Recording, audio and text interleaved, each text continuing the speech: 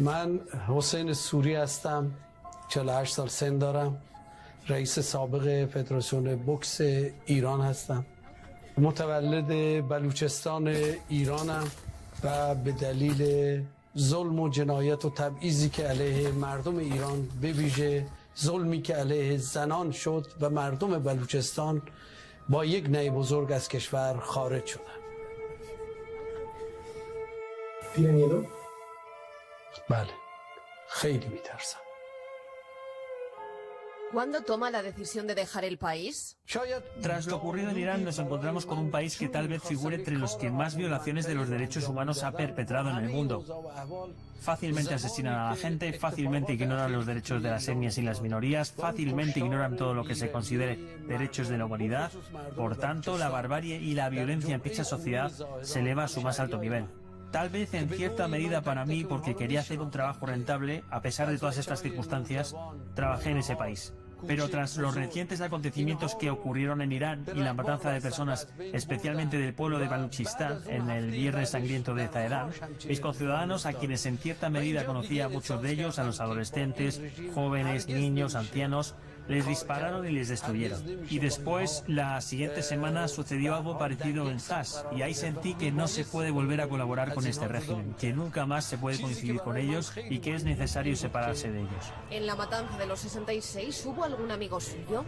Murieron unas 100 personas. La cifra que usted dice es inferior. 100 personas en Teherán, 18 personas en Fas. En total, 118 personas. 300 personas resultaron heridas, mutiladas, discapacitadas y sufrieron cortes en la columna vertebral.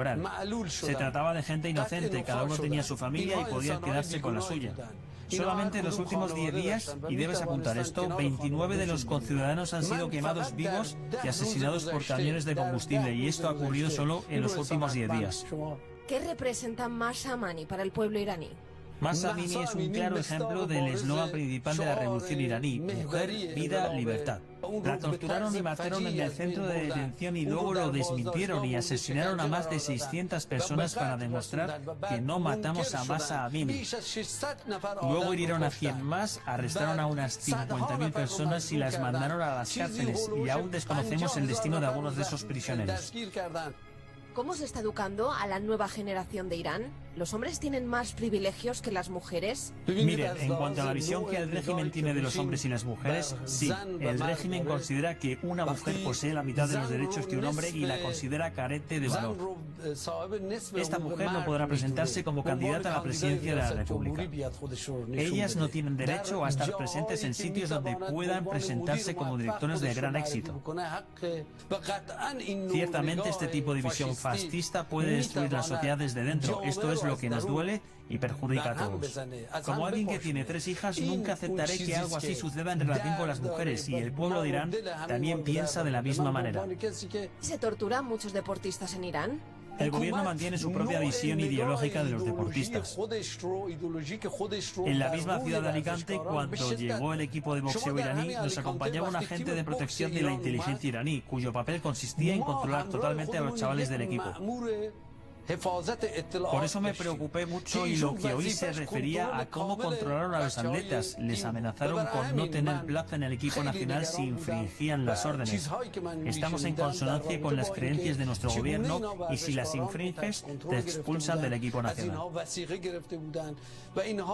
Además, el Ministerio de Inteligencia de la Guardia Revolucionaria iraní me ha preguntado muchas veces por qué había más miembros de etnias iraníes en la selección nacional.